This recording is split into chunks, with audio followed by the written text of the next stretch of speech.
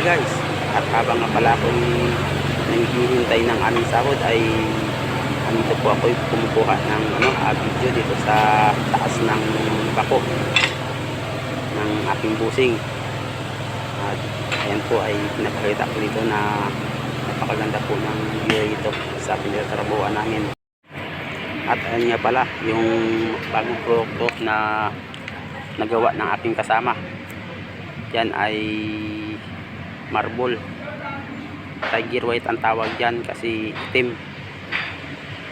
Yan yung mga uri ng mga marble na pinaprocess namin. At yan naman po yung ginagamit na segment. Ginagamitan po namin pala ng kabilya para masalansan ng maigi.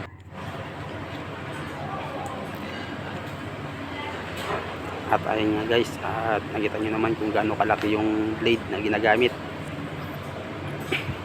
Medyo kailangan po namin maging maingat sa pagtatrabaho kasi hindi namin alam yung disgrasya. Medyo may kabigatan po yung yung produktong hinahawakan ko.